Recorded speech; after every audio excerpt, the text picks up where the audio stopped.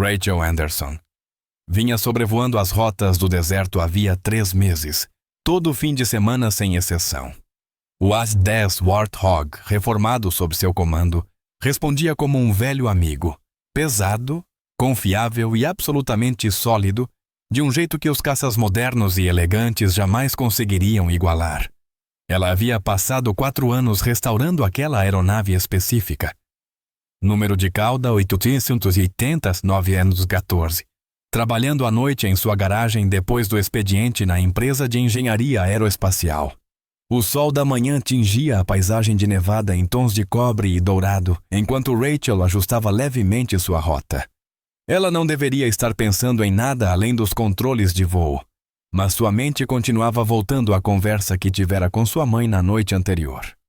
"Você sabe que seu pai nunca quis que você voasse com esse troço", dissera sua mãe, a voz tensa com preocupações antigas.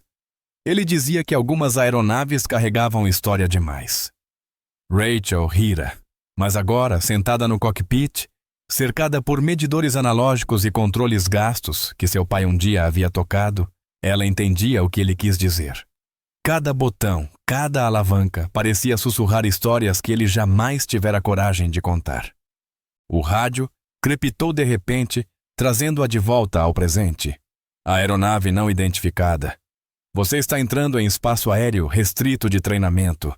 Altere sua rota imediatamente." Rachel piscou, conferindo seu mapa aéreo. Estava perto do limite, mas não dentro dele. Pelo menos ela achava que não. A paisagem do deserto parecia toda igual lá de cima. Cadeias de montanhas e vales, que podiam confundir a percepção sem aviso. "Aeronave Civil November Train 814 Charlie", respondeu ela, com a voz firme. "Estou corrigindo rota agora e solicito permissão para sair da zona na direção 220. A pausa que se seguiu pareceu mais longa do que deveria. Quando a voz retornou, estava diferente, mais fria, mais oficial. "Negativo, November 314. Charlie, você violou o protocolo de espaço aéreo restrito. Mantenha sua posição atual. Você será escoltada até o perímetro da base. Cumpra imediatamente." As mãos de Rachel apertaram levemente os controles. Ela sabia que não havia invadido o espaço proibido, mas discutir com o controle de tráfego aéreo raramente acabava bem para pilotos civis. 2 pontos prateados apareceram em sua visão periférica, crescendo rapidamente. F-16Cs, elegantes e predatórios, cortando o ar da manhã como flechas em busca de um alvo. A voz do piloto líder do F-16 ecoou em seu fone, jovem e sarcástica. "Senhora, a senhora está voando esse trambolho de propósito? Primeira vez em espaço aéreo militar ou só veio fazer turismo?" Seu ala completou com uma risada mal disfarçada. "Alguém chama o pessoal do museu. Essa relíquia vai arranhar a pintura da nossa grade." Rachel não respondeu. Não havia porquê. Já ouvira tudo aquilo antes. Todas as piadas sobre os AI-10, sobre sua aparência desajeitada, todos os comentários sobre pilotar aeronaves obsoletas. Que rissem. O Warthog vinha provando o contrário há décadas. Confirmação visual. "É um A-10", continuou o primeiro piloto, agora com um tom mais rotineiro e profissional. "Estrutura antiga, marcações incomuns. Parece modificação civil. Provavelmente uma reconstrução personalizada. Está bem fora das rotas." "Entendido. Incursão civil de baixo risco. Vamos escoltá-la até o perímetro." Rachel observou um dos caças posicionar-se à sua esquerda, sua superfície polida reluzindo como joia contra o céu do deserto. O contraste era quase cômico. Sua aeronave exibia uma fuselagem castigada pelo sol, linhas suaves de soldas reparadas à mão e painéis rotulados manualmente que contavam a história de cada concerto que ela havia feito. Mas ainda voava, sempre voava. "Belo número de cauda, senhora", disse novamente o piloto num tom ligeiramente sarcástico. "Não sei se é original ou só parece antigo. Isso é algum tipo de homenagem?" Ainda assim, Rachel permaneceu em silêncio. O silêncio parecia deixá-los mais desconfortáveis do que qualquer resposta. Ela ajustou levemente sua rota, o Warthog respondendo com sua típica e pesada elegância, e continuou voando no padrão de escolta que haviam imposto a ela. O que nenhum deles sabia, e o que a própria Rachel só começava a compreender, era que o número de cauda pintado em preto desbotado acima de sua asa esquerda estava prestes a mudar tudo. 1914. Não era apenas uma sequência aleatória de dígitos. Era um pedaço de história que estivera adormecido por 25 anos, esperando o momento certo para despertar. Na torre de controle da base, um técnico de radar franzia a testa diante de sua tela. Uma sobreposição azul havia aparecido onde deveria haver sinal vermelho. Uma transmissão que ele nunca tinha visto antes, enviada por uma autenticação de hardware que ele não compreendia. O transponder da aeronave estava respondendo a algo enterrado profundamente no banco de dados militar. Algo que fazia o sistema marcar o voo não como uma ameaça, mas como algo completamente diferente. O técnico chamou seu supervisor, apontando para a anomalia. Em poucos minutos, o alerta subiria na cadeia de comando, alcançando pessoas que lembravam o que aquele número de cauda significava. Pessoas que haviam esperado 25 anos para vê-lo de volta aos céus. Mas, por enquanto, Rachel seguia voando, ladeada por caças cujos pilotos não faziam ideia de que estavam escoltando uma lenda de volta para casa. O silêncio no rádio se estendeu por mais tempo do que deveria. Rachel podia sentir a tensão crescendo na formação ao seu redor. Os F-16 haviam apertado suas posições, e ela percebeu uma mudança na atitude deles antes mesmo de alguém dizer qualquer coisa. Abaixo deles, o deserto se abria nas faixas de treinamento familiares, onde seu pai costumava praticar voos em baixa altitude. Ela reconhecia o terreno a partir das fotos antigas que ele guardava em seu estojo de voo. Imagens em preto e branco de cânions e cristas que pareciam cicatrizes na terra. Torre confirma número de cauda da aeronave-alvo. Veio a voz do piloto líder do F-16, e havia algo diferente em seu tom. O sarcasmo casual havia sumido, substituído por algo que Rachel não conseguia identificar bem. Número de cauda confirmado, 880+914.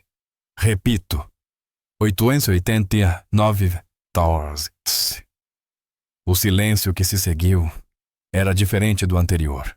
Parecia pesado, carregado de um significado que Rachel ainda não compreendia. A voz do piloto retornou, agora rachada e hesitante. Controle. Solicito suspensão imediata de protocolo agressivo neste voo.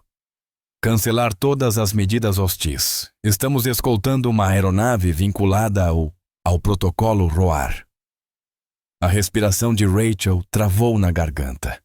Ela havia ouvido aquele nome exatamente uma vez na vida. Sussurrado por seu pai durante um pesadelo que acordou a casa inteira quando ela tinha 12 anos. Ele nunca explicou, nunca mais falou sobre aquilo. Mas a maneira como havia dito gravara-se em sua memória para sempre. Repita, líder. Veio a resposta confusa do ala. É Canyon Hold, sussurrou o primeiro piloto. Sua voz mal audível pelo rádio. É aquele número de cauda. É aquele pássaro. No banco traseiro do segundo F-16, um oficial de sistemas de armamento pesquisava freneticamente bancos de dados históricos, os dedos tremendo enquanto digitava. Quando os resultados apareceram na tela, ele ficou completamente imóvel. Jesus, murmurou. Ela está pilotando. É ele de verdade. As mãos de Rachel continuavam firmes nos controles, mas sua mente disparava. Canyon Hold. Nunca ouvira esse termo antes, mas havia algo nele que parecia familiar, como uma música meio esquecida. O Warthog parecia sentir sua confusão, respondendo aos seus comandos com a mesma paciência confiável de sempre. A voz do primeiro piloto retornou, agora formal, respeitosa de um jeito que fez Rachel endireitar a postura. Torre, temos identificação da operadora? Nome confirmado. Piloto registrada é Rachel Anderson. Autorização civil para restauração. Sem outras entradas no registro. Outra pausa. Anderson. Como em Major David Anderson. O coração de Rachel parou. O nome do pai dela. Pronunciado com o tipo de reverência normalmente reservada aos mortos. Mas ele não estava morto. Estava bem vivo, morando discretamente em Phoenix, trabalhando como instrutor de voo e fingindo que seu tempo no exército não tinha sido nada demais. Torre, preciso de confirmação do parentesco, insistiu o piloto. Aguarde. Uma pausa mais longa, preenchida pelo som de teclados sendo digitados e bancos de dados sendo vasculhados. Confirmado. Rachel Anderson, filha do major reformado David Anderson. Codinome: Monarch. O rádio ficou completamente em silêncio. Rachel podia quase ouvir a respiração coletiva dos pilotos ao redor. Monarch. Outro nome que ela jamais ouvira, mas que parecia carregar um peso que ela só começava a compreender.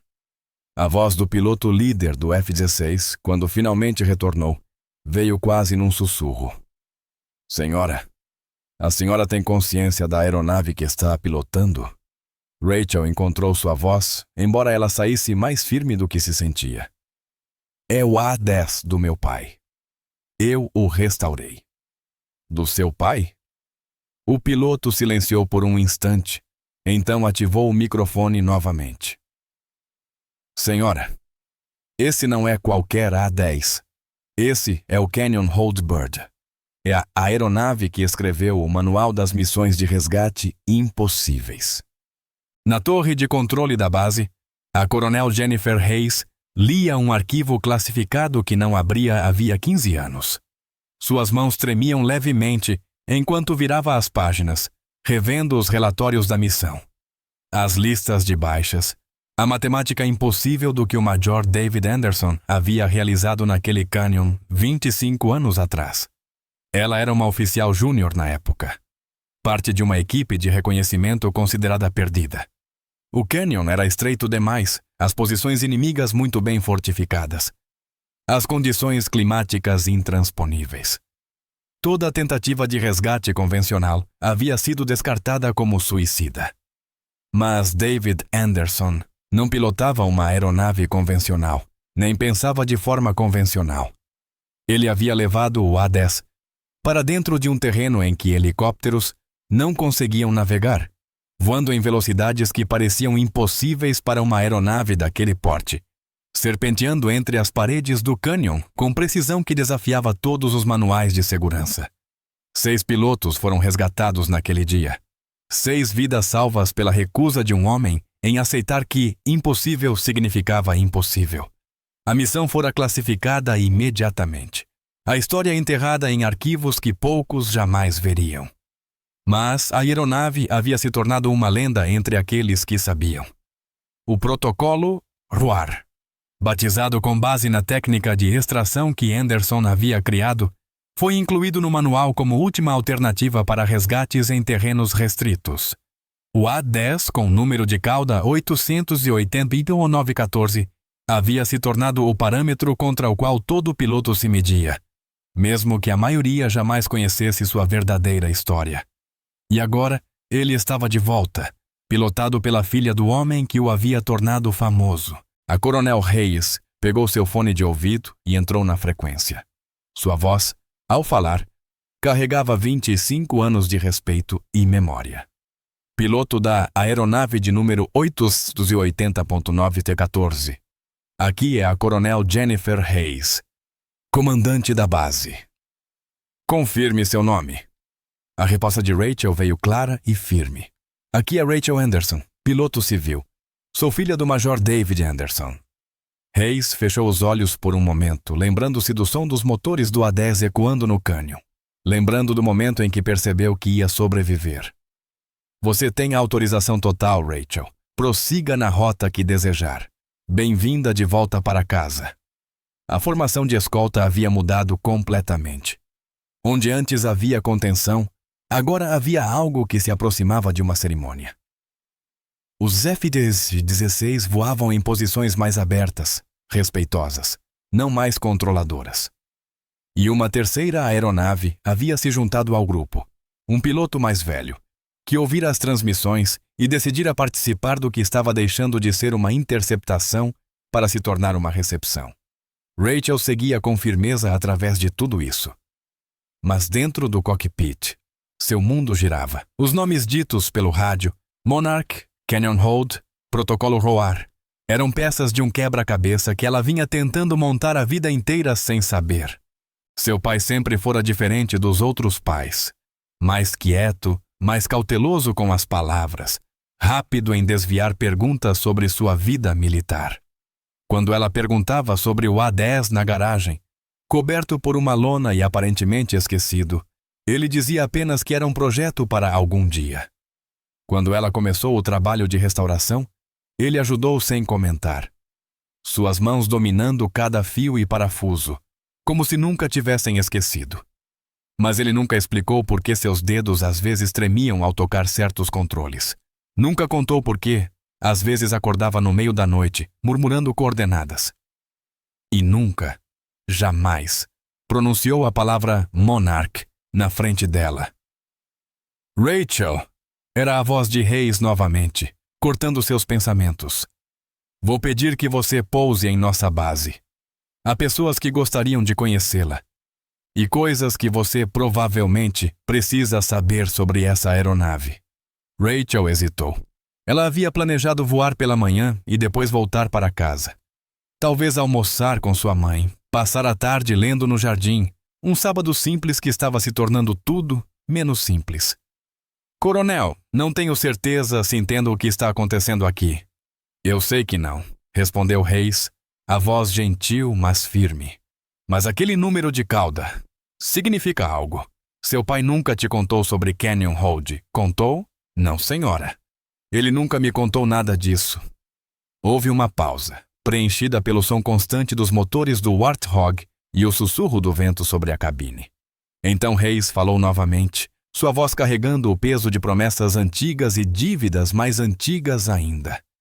Ele salvou minha vida, Rachel. E a de mais 5 pilotos. Estávamos presos num cânion. Sem saída. Posições inimigas em todas as cristas. Todas as opções de resgate haviam sido descartadas como impossíveis.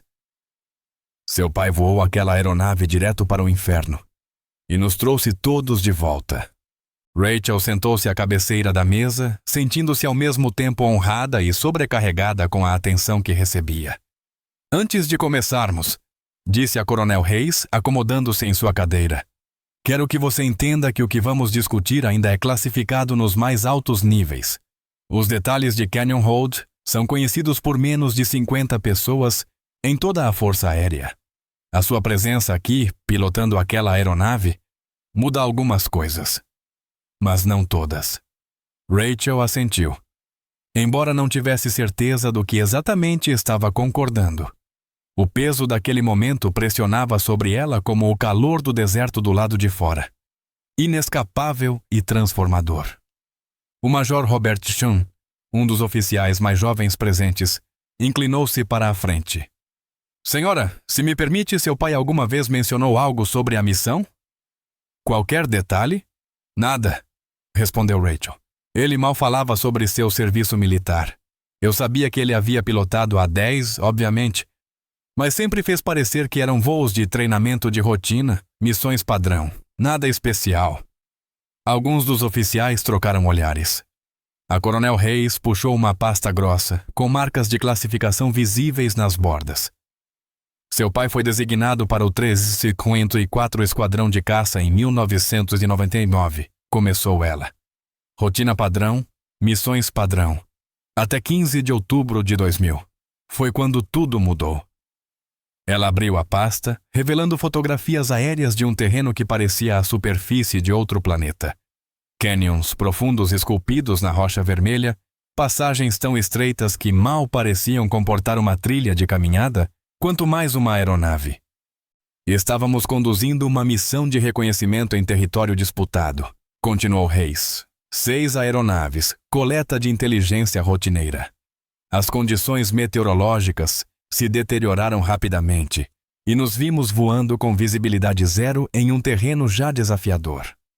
A Major Patricia Wells, uma mulher grisalha com asas de piloto no uniforme, interveio. Desafiador é pouco. Estávamos voando em um labirinto sem mapa, e o clima só piorava a cada minuto. A missão deu errado muito rápido, acrescentou o tenente-coronel Marcus Thompson, a voz áspera com memórias antigas. Mísseis terra-ar começaram a subir de posições que nem sabíamos que existiam. Perdemos o contato por radar com a base. A comunicação era intermitente, na melhor das hipóteses, e o clima nos havia encurralado. Hayes puxou outra fotografia.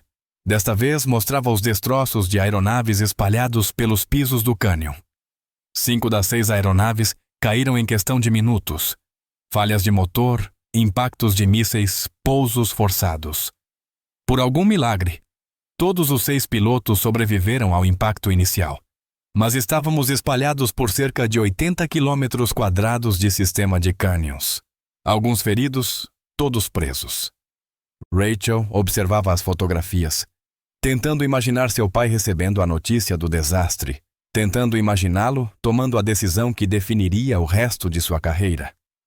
As tentativas de resgate começaram imediatamente, continuou Hayes. Helicópteros não conseguiam descer por causa do terreno e do fogo inimigo constante. Caças rápidos não podiam reduzir a velocidade o suficiente para oferecer apoio útil. Equipes terrestres levariam dias para chegar até nós, isso se conseguissem navegar pelos cânions. Fomos descartados, disse Shum sem rodeios. O comando decidiu que a extração era impossível nas condições atuais. Iriam esperar o clima melhorar e montar uma operação de recuperação terrestre. Isso poderia levar dias, completou Wells.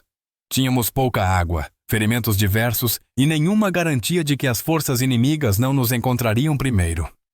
Hayes virou a página da pasta, revelando um diagrama técnico de um A10, com vetores de voo desenhados em tinta vermelha sobre o sistema de cânions.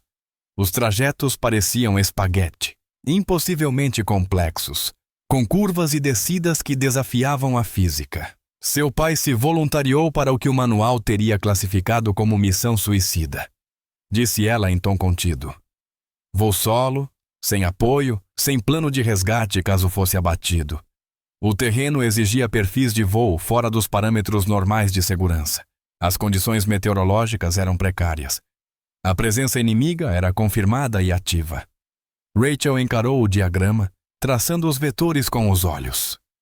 Já havia voado com o A-10, o suficiente para entender o que aquelas linhas representavam. Curvas que forçavam a estrutura ao limite, descidas sem margem para erro, navegação que exigia decisões em frações de segundo e consciência espacial absoluta. E mesmo assim, ele disse sim, continuou Thompson. Apenas olhou as fotos aéreas, leu os relatórios do tempo e disse que ia nos buscar. O voo levou 4 horas. Completou Hayes. 4 horas voando por um terreno que deveria ser impossível de navegar, usando técnicas que ainda não haviam sido inventadas, improvisando soluções para problemas que ninguém tinha resolvido antes. Ela puxou a última fotografia. 6 pilotos ao lado de um A-10, em um pátio no deserto. Todos exaustos, mas vivos. No centro do grupo, um homem que Rachel mal reconhecia como seu pai. Mais jovem, mais magro, com uma expressão de intensidade silenciosa que ela jamais vira em seu rosto. Ele encontrou todos os 6, disse Wells, a voz embargada pela emoção. Alguns de nós estavam inconscientes, outros feridos, todos em locais que exigiam pilotagem de precisão que não deveria ter sido possível. A técnica de extração que ele criou naquele dia virou o protocolo ROAR, explicou Hayes. Voos rasantes em terrenos hostis, lançamentos de carga de precisão, zonas de pouso improvisadas em locais impossíveis. Ela foi usada com sucesso 37 vezes desde então, salvando mais de 200 vidas. Rachel recostou-se na cadeira, atordoada pela magnitude do que estava descobrindo. Seu pai quieto, que dava aulas de voo e trabalhava em aeronaves e motores, e que nunca falava sobre seu tempo no serviço militar, havia literalmente reescrito o manual sobre operações de resgate em combate. Por que isso foi classificado? Ela perguntou. Porque as técnicas eram valiosas demais para serem divulgadas, respondeu Hayes. E porque seu pai pediu. Ele não queria os holofotes. Só queria garantir que o conhecimento fosse preservado para ser usado novamente, se necessário. A sala caiu em silêncio por um momento, preenchida pelo peso de um heroísmo mantido em segredo por 25 anos. Finalmente, Rachel falou. Ele vai ficar furioso por vocês terem me contado tudo isso. Hayes sorriu pela primeira vez desde que a reunião começara. Na verdade, Rachel, achamos que ele vai ficar orgulhoso, porque há outra coisa que precisamos discutir. A Coronel Hayes esperou até que os outros oficiais deixassem a sala de reunião antes de puxar uma segunda pasta. Esta tinha carimbos atuais de urgência e cabeçalhos de classificação em destaque. Rachel permaneceu sentada, ainda processando tudo o que havia aprendido sobre o heroísmo oculto de seu pai. Rachel, vou te pedir algo que não tenho o direito de pedir. Começou Hayes, a voz assumindo o peso de autoridade militar misturada com um pedido pessoal. Mas surgiram circunstâncias que tornam sua presença aqui mais do que apenas coincidência. Ela abriu a nova pasta, revelando imagens de satélite de um terreno acidentado, assustadoramente semelhante às fotografias de Canyon Hold. Mas estas eram recentes. O carimbo de tempo indicava que tinham sido tiradas há menos de 48 horas. Ontem de manhã, um exercício de treinamento de busca e resgate deu errado na Cordilheira Panamá, a cerca de 320 quilômetros ao nordeste daqui. Uma equipe de 4 especialistas em resgate estava praticando técnicas de extração em alta altitude, quando o helicóptero sofreu uma falha mecânica. Rachel inclinou-se para a frente, examinando as imagens. O terreno era brutal. Desfiladeiros profundos entre paredões de pedra, com zonas de pouso que pareciam mal comportar uma pessoa. Quanto mais uma aeronave. A tripulação do helicóptero conseguiu realizar um pouso forçado com controle, mas estão presos em um local que está se mostrando quase impossível de alcançar. Equipes terrestres não conseguem navegar com segurança pela rota de aproximação. O resgate aéreo está comprometido pela altitude e pelas condições de vento dentro do cânion. Os boletins meteorológicos mostram outro sistema de tempestade se aproximando dentro das próximas 18 horas. Hayes puxou uma tabela de avaliação tática coberta por marcas vermelhas e zonas de exclusão. Rodamos o cenário nos computadores de planejamento. Todas as opções convencionais de resgate apresentam níveis de risco inaceitáveis ou restrições de tempo que colocam a tripulação em perigo. Rachel sentiu o estômago apertar enquanto começava a entender para onde aquela conversa estava se encaminhando. O único perfil de extração viável corresponde aos parâmetros do protocolo ROAR, continuou Hayes. Navegação em baixa altitude por canyons, entrega de carga de precisão, uso de zonas de pouso improvisadas, o tipo de missão que exige um A10 e um piloto que compreenda as técnicas específicas que seu pai criou. Você quer que eu pilote uma missão de resgate? Disse Rachel, com a voz firme apesar do coração disparado. Quero te dar a escolha, corrigiu Hayes. Temos outros pilotos de A10 na base, alguns com ampla experiência em combate. Mas nenhum deles tem o treinamento específico nas técnicas do seu pai. E nenhum deles está voando a aeronave que originou o protocolo. Ela puxou outro documento. Parâmetros da missão, previsões meteorológicas, análise de terreno e avaliações de risco. A extensão do plano era impressionante, mas o problema central era tragicamente simples. 4 pessoas iriam morrer a menos que alguém conseguisse fazer o que só havia sido feito uma vez, 25 anos atrás. A aeronave está pronta para a missão, continuou Hayes. Nossos melhores técnicos a revisaram desde o momento em que você pousou. Tudo está perfeito. Na verdade, seu trabalho de restauração superou as especificações militares originais em vários pontos. Rachel pensou em seu pai trabalhando ao seu lado na garagem, noite após noite, suas mãos firmes e pacientes enquanto reconstruíam sistemas e calibravam instrumentos. Será que, de alguma forma, ele sabia que esse momento poderia chegar? Será que ele vinha preparando a aeronave, e ela, exatamente para esse tipo de situação? O que meu pai pensa sobre isso? Ela perguntou. Hayes esboçou um sorriso contido. Ainda não contamos a ele. O protocolo exige que perguntemos ao piloto primeiro e, caso aceite, avisamos os familiares. E se eu disser não? Então tentamos abordagens convencionais e torcemos pelo melhor. Ninguém vai te culpar, Rachel. Isso não é sua responsabilidade. Você é uma piloto civil que restaurou uma aeronave como um projeto pessoal. Você não deve nada à Força Aérea. Mas, mesmo enquanto Hayes dizia essas palavras, ambas sabiam que aquilo não era totalmente verdade. A aeronave sob seus pés carregava mais do que metal e combustível. Ela carregava um legado de resgates impossíveis e a memória de um homem que havia dito sim quando todos os outros disseram não. Rachel se levantou e caminhou até a janela, olhando para o pátio onde o A10 do pai repousava, cercado por caças modernos. Parecia anacrônico, uma relíquia de outra era da aviação. Mas agora ela sabia do que ele realmente era capaz. Sabia para que ele havia sido construído. Preciso saber de uma coisa, disse ela, virando-se de volta para Hayes. Se eu fizer isso, se eu tentar essa missão, estarei fazendo porque sou qualificada ou porque sou filha de David Anderson? Hayes sustentou seu olhar diretamente. As duas coisas, respondeu sem hesitar. Você é qualificada porque passou 4 anos aprendendo cada sistema daquela aeronave. Porque acumulou mais horas de voo em A10 do que qualquer outro piloto civil já registrado.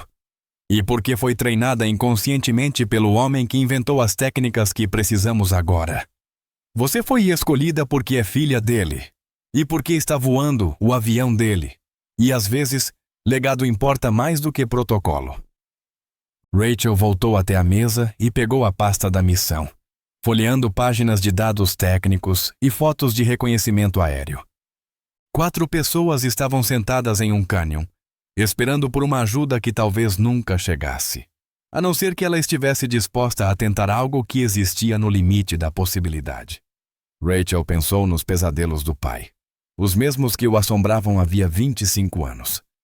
Pensou no peso que ele havia carregado em silêncio, no heroísmo sobre o qual jamais falou, nas técnicas que havia criado e depois tentado esquecer. Quando decolamos? Ela perguntou.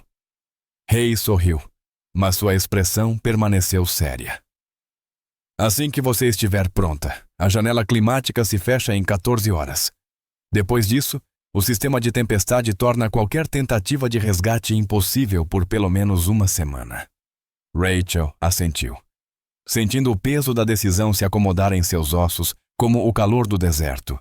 Ela estava prestes a tentar algo que apenas uma pessoa na história havia conseguido fazer com sucesso.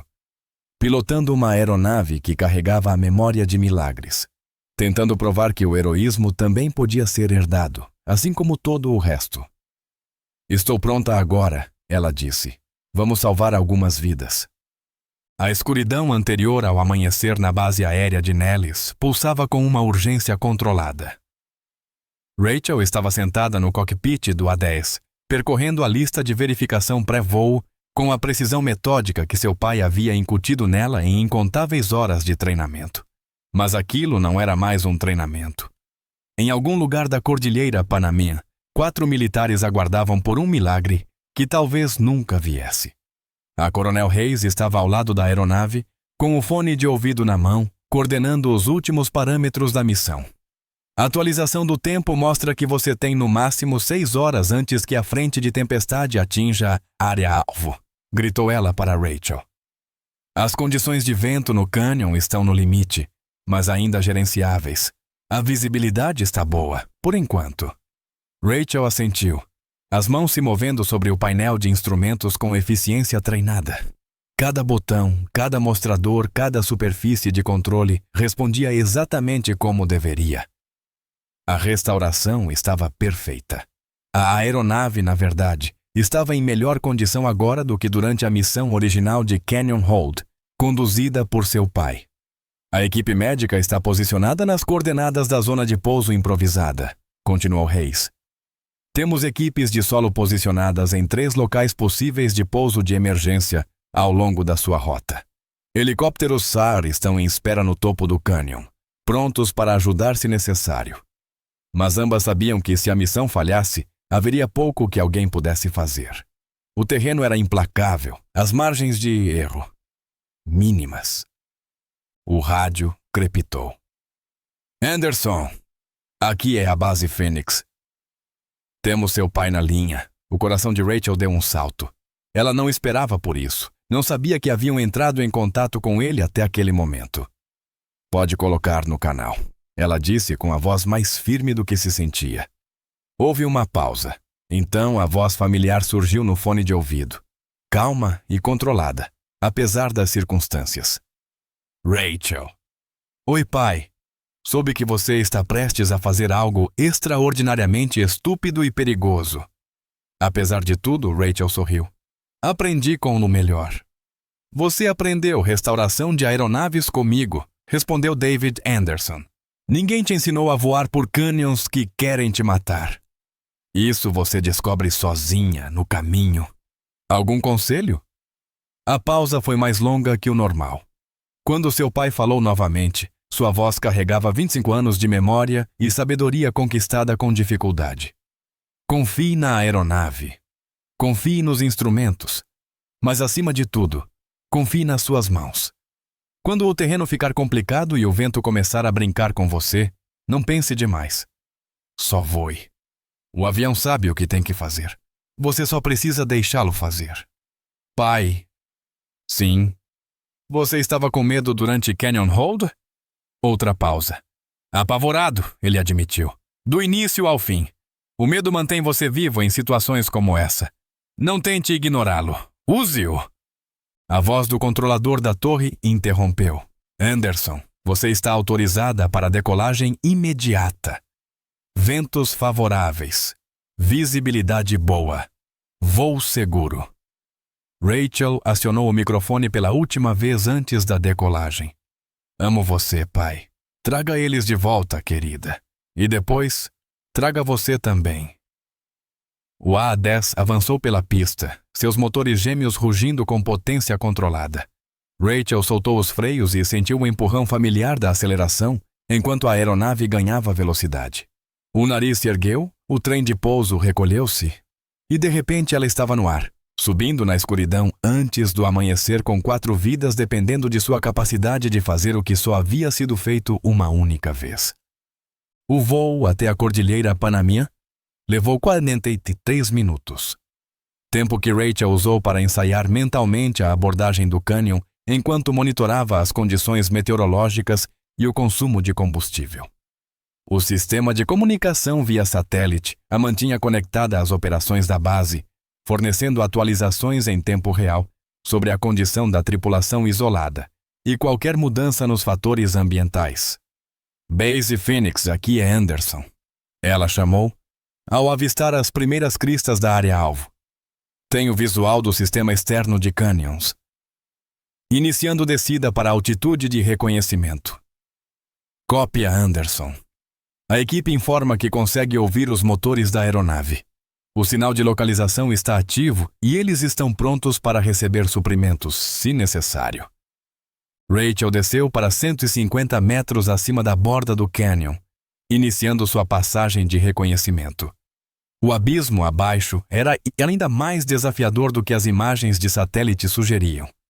Uma fenda estreita na terra, serpenteando como uma cobra, com paredes quase verticais de ambos os lados.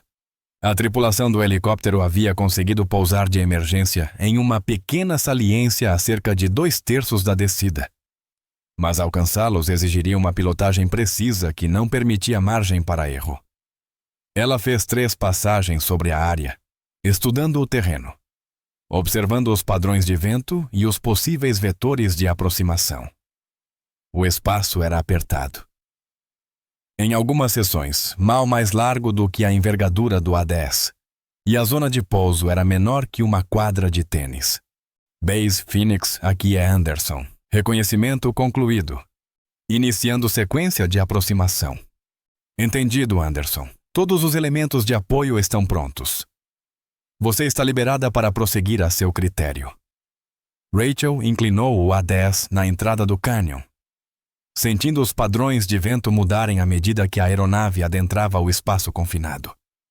As paredes se erguiam ao seu redor como a garganta de uma enorme criatura, e ela podia ouvir a voz do pai em sua memória. Confie na aeronave. Confie nos instrumentos. Confie nas suas mãos. O Warthog respondeu aos seus comandos com precisão mecânica. Cada movimento nos controles se traduzia imediatamente em alterações de altitude e direção. Ela desceu em uma espiral controlada, seguindo as curvas naturais do cânion, seus olhos alternando constantemente entre o terreno à frente e os instrumentos que indicariam se estava forçando os limites da aeronave. Na metade da descida, avistou o helicóptero acidentado, uma massa retorcida de metal e lâminas de rotor apoiada precariamente em uma saliência que parecia pequena demais para ser real. 4 figuras acenavam ao lado dos destroços, seus uniformes de resgate em laranja brilhante, contrastando contra a rocha cinza. Base Phoenixa tem o visual da tripulação. Estão conscientes e ativos, iniciando sequência de lançamento de suprimentos. Rachel alinhou a EA-10 para um lançamento de precisão. Abriu as portas do compartimento de carga e liberou suprimentos de emergência, que pousaram a menos de 6 metros dos militares encurralados. Kit médico, água, equipamentos de comunicação e sinalizadores de emergência caíram em uma trajetória cuidadosamente calculada. Lançamento bem-sucedido, relatou ela, observando os pacotes aterrissarem exatamente onde havia planejado. A tripulação está recolhendo os suprimentos agora. Mas aquela era apenas a primeira fase. O verdadeiro desafio estava por vir. Tirar aquelas 4 pessoas de um local que parecia projetado para aprisionar tudo que tentasse entrar. Rachel ganhou altitude novamente, circulando enquanto estudava os vetores de aproximação mais uma vez. A margem de erro era praticamente 0. Se fosse rápido demais, ultrapassaria a pequena zona de pouso e colidiria com a parede do cânion. Se fosse devagar demais, a aeronave perderia sustentação naquele espaço confinado e despencaria como pedra. Pensou em seu pai enfrentando aquela mesma navegação impossível 25 anos antes. Teria ele sentido essa mesma mistura de pavor e determinação? Teria questionado sua própria sanidade até o último segundo antes de se comprometer com a aproximação. Base Phoenix. Aqui é Anderson. Iniciando abordagem para a extração. Cópia, Anderson. Equipe médica confirma que os 4 membros da tripulação estão em condições de embarque imediato. Rachel entrou pela boca do cânion pela segunda vez, mas essa abordagem era diferente, mais baixa, mais lenta, com a precisão absoluta exigida para passar pela agulha entre o desastre e o milagre. A aeronave desceu por um ar que parecia se tornar mais denso a cada metro, perdido em altitude, seguindo um trajeto que existia apenas em sua mente e na memória muscular herdada de seu pai. As paredes do cânion se fechavam ao seu redor, e por um instante ela entendeu de forma visceral porque esse tipo de missão só havia sido tentado uma única vez. O espaço era apertado demais, as margens pequenas demais, e as consequências de qualquer erro eram terminantemente fatais. Mas o A-10 voava firme e fiel, respondendo a seus comandos com a mesma precisão mecânica que havia levado seu pai através de Canyon Hold. A aeronave parecia saber o que se esperava dela. Cada movimento de controle fluía naturalmente para o seguinte, enquanto desciam em direção à saliência minúscula, onde 4 vidas pendiam por um fio. No fundo do cânion, com paredes se erguendo como arranha-céus dos 2 lados, Rachel Anderson provou que o heroísmo, de fato, podia ser herdado. O Warthog pousou sobre a saliência absurdamente pequena com uma precisão que teria enchido seu pai de orgulho, completando a segunda extração bem-sucedida do protocolo ROAR em toda a história da Força Aérea. À medida que os resgatados embarcavam e a aeronave decolava do chão do cânion, Rachel sabia que havia feito mais do que salvar 4 vidas. Ela havia honrado um legado, dado continuidade a uma tradição e provado que algumas aeronaves e alguns pilotos são feitos para o impossível. A extração foi perfeita. 4 militares recuperados em segurança, sem ferimentos, sem danos à aeronave. Mas quando Rachel taxiava de volta à área de estacionamento em Nellis, percebeu que algo havia mudado. No solo, um grupo de veículos oficiais cercava a linha de voo, incluindo vários SUVs pretos que gritavam burocracia federal. A Coronel Hayes a aguardava ao lado da aeronave, mas sua expressão era grave. Rachel, temos um problema. A notícia da missão vazou para o Pentágono antes que conseguíssemos controlar a narrativa. E há algumas pessoas aqui que não estão nada felizes com o fato de uma piloto civil ter conduzido uma operação de resgate classificada. Ao descer do cockpit, Rachel viu um grupo de oficiais se aproximando. À frente, um homem de rosto severo em um terno caro. Alguém que claramente nunca estivera a menos de 100 quilômetros de uma aeronave militar. Senhorita Anderson, chamou ele ao se aproximar, o tom carregado de autoridade. Sou o secretário adjunto Morrison, do Departamento de Defesa. Precisamos conversar. Rachel retirou o capacete e ajeitou o macacão de voo, sentindo o peso da missão bem-sucedida às suas costas e a tempestade burocrática à sua frente. Em que posso ajudar, senhor? Pode começar explicando por que achou apropriado realizar uma operação militar não autorizada, utilizando uma aeronave civil, violando aproximadamente 17 diferentes regulamentações federais. A Coronel Hayes deu um passo à frente. Senhor, a missão foi totalmente autorizada pelo comando da base, sob protocolos de emergência para resgate. A participação da Sra. Anderson foi solicitada especificamente porque ela é parente de alguém com histórico militar? Interrompeu Morrison, ríspido. Isso não lhe dá autoridade para comandar operações da Força Aérea ou colocar em risco técnicas classificadas. Rachel sentiu a raiva se acumulando no peito, mas manteve a voz firme. Com todo respeito, Sr. Morrison, eu não assumi o controle de nada. Fui chamada para ajudar a salvar 4 vidas usando uma aeronave que é minha e habilidades que treinei por anos. A missão foi bem sucedida. 0 baixas, nenhum dano ao equipamento. A missão foi uma manobra de publicidade que comprometeu a segurança operacional, retrucou Morrison. O protocolo ROAR é uma técnica classificada que exige autorização militar formal para ser implementada. Você não tinha nenhum direito de tentar esse nível de operação tática. Eu tinha todo o direito, respondeu Rachel, a voz agora mais firme. Aquelas eram pessoas reais em perigo real, e eu era a única piloto disponível capaz de executar o perfil de voo necessário. Você preferia que eu deixasse eles morrerem enquanto resolvíamos papelada? O rosto de Morrison ficou tenso. Eu preferiria que operações militares fossem conduzidas por militares, conforme os procedimentos estabelecidos na cadeia de comando. O que você fez hoje foi imprudente, exibicionista e coloca futuras operações em risco. O que ela fez hoje? Veio uma nova voz por trás do grupo. Foi exatamente o que o protocolo ROAR foi criado para resolver. Todos se viraram e viram a Major-General Patricia Thornton se aproximando, seu uniforme impecável e sua expressão indicando que já ouvira o suficiente da conversa para formar uma opinião forte. General? Começou Morrison, mas Thornton o interrompeu com um gesto. Sr. Morrison, com todo respeito, o senhor está fora do seu alcance aqui. O protocolo ROAR existe justamente para situações em que operações de resgate convencionais são impossíveis e as restrições de tempo tornam os procedimentos normais de autorização impraticáveis. A senhorita Anderson executou o protocolo de forma impecável, exatamente nas condições para as quais ele foi criado. A mandíbula de Morrison se contraiu. General, o fato permanece. Uma civil conduziu uma operação militar classificada sem a devida supervisão. O precedente que isso estabelece é inaceitável. O precedente que isso estabelece, respondeu a General Thornton, é que a Força Aérea honra seus compromissos de trazer todos para casa, independentemente da conveniência burocrática. A senhorita Anderson salvou 4 vidas hoje, usando técnicas desenvolvidas por seu pai especificamente para essa finalidade.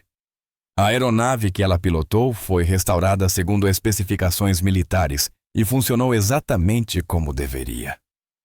Rachel observava o confronto se desenrolar, percebendo que aquilo não era realmente sobre ela ou a missão. Era sobre 2 filosofias opostas de operação militar. uma que priorizava regras e procedimentos e outra que priorizava resultados e vidas salvas. Além disso, continuou Thornton, revisei os parâmetros da missão e o desempenho da senhorita Anderson. A execução do protocolo ROAR foi exemplar. Se algo foi provado hoje, é que essa técnica continua relevante e deveríamos estar treinando mais pilotos para utilizá-la. Morrison olhou ao redor, claramente percebendo que estava em minoria, mas sem vontade de ceder. Essa discussão ainda não acabou. O Pentágono irá revisar toda essa situação e haverá consequências pelas violações de procedimento que ocorreram aqui hoje. Ele se virou e marchou em direção ao veículo, seguido por sua comitiva de burocratas e formuladores de políticas. Os SUVs pretos partiram em comboio, carregando dignidade ferida e autoridade frustrada. A General Thornton os observou ir, depois virou-se para Rachel com um leve sorriso. Senhorita Anderson, em 30 anos de serviço militar, aprendi que há 2 tipos de pessoas neste ramo: os que seguem procedimentos e os que salvam vidas. Hoje, você salvou vidas. Obrigada, General. Não me agradeça ainda. Morrison não estava errado em tudo. Isso vai gerar muita atenção. De gente que não entende o que é o protocolo ROAR ou por que ele importa. Pode ser que você precise defender essa decisão por um bom tempo. Rachel olhou de volta para o A-10, ainda com o número de cauda que havia dado início a toda aquela aventura. General, meu pai voou essa aeronave em situações impossíveis porque era o certo a fazer. Ele nunca pediu reconhecimento ou aprovação, apenas fez o que precisava ser feito. Se isso era suficiente para ele, é suficiente para mim. Thornton assentiu com satisfação. Falou como uma verdadeira ROAR. Coronel Reyes, quero um relatório completo da missão na minha mesa até às 8h de amanhã. E quero recomendações para expandirmos o treinamento do protocolo ROAR para o curso atual de pilotos. Essa técnica é valiosa demais para ficar trancada em arquivos classificados. À medida que os oficiais se dispersavam e a linha de voo voltava à operação normal, Rachel ficou ao lado da aeronave de seu pai e refletiu sobre os acontecimentos do dia. Ela havia provado que o A-10 ainda era capaz de milagres, que o protocolo ROAR era mais do que uma nota de rodapé histórica, e que, às vezes, as missões mais importantes são aquelas que quebram todas as regras.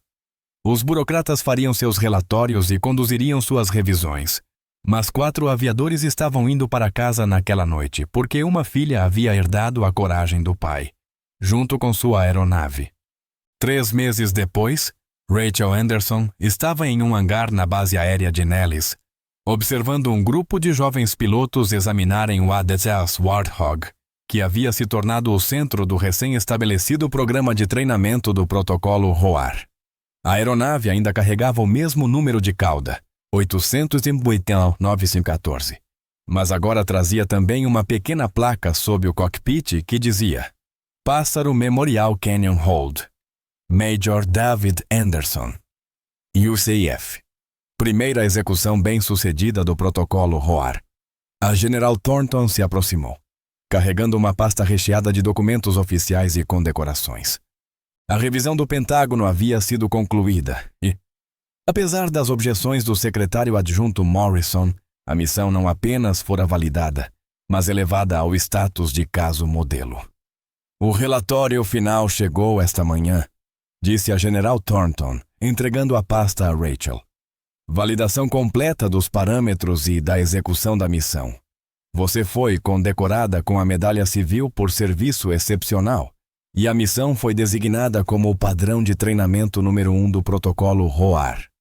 Rachel abriu a pasta, passando os olhos por páginas de análises técnicas e elogios oficiais. Mas o que mais chamou sua atenção foi uma nota manuscrita no rodapé da última página. Algumas tradições merecem ser preservadas, independentemente da conveniência burocrática. Obrigada por nos lembrar por que fazemos este trabalho. General Patricia Thornton. Tem mais uma coisa, continuou a general. Gostaríamos de lhe oferecer um cargo como contratada civil no programa de treinamento do protocolo ROAR. Acesso completo a aeronaves militares, autorização de instrutora, e a oportunidade de ensinar a outros pilotos as técnicas que seu pai desenvolveu. Rachel olhou para os jovens pilotos reunidos ao redor do Warthog, seus rostos iluminados pelo tipo de entusiasmo que só aparece quando se aprende algo genuinamente importante. Um deles, um tenente que não devia ter mais de 25 anos, passava a mão pela fuselagem com a reverência normalmente reservada a relíquias sagradas. O que meu pai respondeu quando ofereceram algo parecido a ele? 25 anos atrás, Rachel perguntou. A General Thornton sorriu. Ele recusou. Disse que já tinha feito sua parte e queria ensinar as pessoas a voar pelos motivos certos. Mas também disse que se suas técnicas precisassem ser transmitidas, devíamos encontrar alguém que compreendesse de verdade do que aquela aeronave era capaz. E vocês acham que essa pessoa sou eu? Acho que é exatamente isso que o dia de hoje provou. Rachel caminhou até o grupo de pilotos, ouvindo enquanto a instrutora, a Coronel Hayes, que havia solicitado pessoalmente os treinamentos, explicava os requisitos técnicos para navegação em canyons e técnicas de extração de precisão. O ponto fundamental que vocês precisam entender, dizia Hayes, é que o protocolo ROAR não é apenas sobre as habilidades de voo. É sobre tomar decisões sob circunstâncias impossíveis e aceitar a responsabilidade por resultados que parecem fora do seu controle. É sobre dizer sim quando todos os outros dizem não. Um dos jovens levantou a mão. Coronel, é verdade que apenas 2 pilotos já executaram extrações ROAR com sucesso? Até 3 meses atrás, sim. Major David Anderson em 2000 e sua filha, Rachel Anderson, no início deste ano. Ambos pilotando a mesma aeronave. Ambos provando que alguns problemas exigem soluções que estão fora dos parâmetros convencionais. O piloto olhou para Rachel, o reconhecimento surgindo em sua expressão. Senhora, é verdade que a senhora vai ensinar este programa? Rachel olhou para a General Thornton, depois de volta para os rostos ansiosos dos pilotos que levariam esse conhecimento adiante para os cenários impossíveis que ainda viriam. Pensou em seu pai, ensinando silenciosamente aulas de voo em Phoenix, provavelmente assistindo à cobertura da missão com o mesmo misto de orgulho e preocupação que sempre tivera por sua carreira na aviação. Tenente, disse ela finalmente, meu pai passou 25 anos em silêncio sobre algo extraordinário que fez, porque acreditava que heróis não precisam de reconhecimento. Eles só precisam estar prontos quando forem necessários. Este programa não é sobre criar heróis. É sobre garantir que o conhecimento exista para salvar vidas quando as opções convencionais falharem. Ela apontou para o A-10, sua pintura gasta e sistemas testados em batalha, parecendo humildes ao lado dos caças modernos nos hangares ao lado. Essa aeronave me ensinou que, às vezes, os métodos antigos ainda são os melhores. Que confiabilidade importa mais do que tecnologia. E que as missões mais importantes normalmente são aquelas que ninguém quer tentar. Se vocês realmente querem aprender o protocolo ROAR, precisam entender que não se trata apenas de uma técnica de voo. Trata-se de um compromisso de trazer todos para casa, por mais impossível que isso pareça. Os pilotos assentiram com a solenidade de quem compreendia estar recebendo algo raro e genuinamente valioso. A General Thornton deu um passo à frente. Senhorita Anderson, temos sua resposta? Rachel olhou mais uma vez para o número de cauda que iniciara toda essa jornada. 879 torre. A sequência de dígitos que havia desbloqueado um legado familiar que ela nunca soube que existia. Seu pai havia criado algo extraordinário e depois tentado esquecer. Mas algumas coisas são importantes demais para serem esquecidas. Valiosas demais para serem enterradas em arquivos classificados e formulários burocráticos. General, eu aceito o cargo, mas com uma condição. Diga? Quando esses pilotos se formarem no programa, eles devem voar missões reais, utilizando as técnicas do protocolo ROAR. Sem simulações, sem exercícios. O objetivo deste programa é ter pilotos capazes prontos, quando pessoas reais estiverem em perigo real. Se não estivermos dispostos a usar o que ensinamos, Então não estamos ensinando nada que realmente importe. A General Thornton estendeu a mão. Concordado. Bem-vinda ao time, instrutora Anderson. Ao apertarem as mãos, Rachel ouviu o som de jatos decolando das pistas próximas. A rotina da aviação militar seguia. Mas ali, naquele hangar, com um velho A-10 e um grupo de jovens prontos para aprender coisas impossíveis, algo mais também estava em movimento. Uma tradição de dizer sim ao impossível. Um legado de trazer todos para casa. E a certeza de que algumas aeronaves e algumas famílias foram feitas para milagres. 6 meses depois, quando um avião de carga caiu nas montanhas do Afeganistão e o resgate convencional foi considerado impossível, 4 graduados do programa Protocolo ROAR executaram com sucesso a extração dos 7 tripulantes, usando técnicas desenvolvidas pelo Major David Anderson e validadas por sua filha, Rachel. As missões não foram notícia. Os pilotos não buscaram reconhecimento. Mas em algum lugar de Phoenix, um homem velho dando aulas de voo ouviu falar do resgate e permitiu-se um leve sorriso. Sabia que o trabalho que tentara deixar para trás havia encontrado um novo caminho em mãos capazes. Rachel aprendera que certos legados não foram feitos para serem esquecidos. Foram feitos para serem transmitidos, refinados e usados para salvar vidas quando o impossível se torna necessário. O AT-10, com o número de cauda 880-914, ainda realiza missões de treinamento em Nellis, ainda ensina jovens pilotos que os limites existem para serem superados, e ainda carrega a memória de um canyon onde heróis são forjados e todos voltam para casa, porque algumas aeronaves e algumas tradições foram feitas para durar para sempre.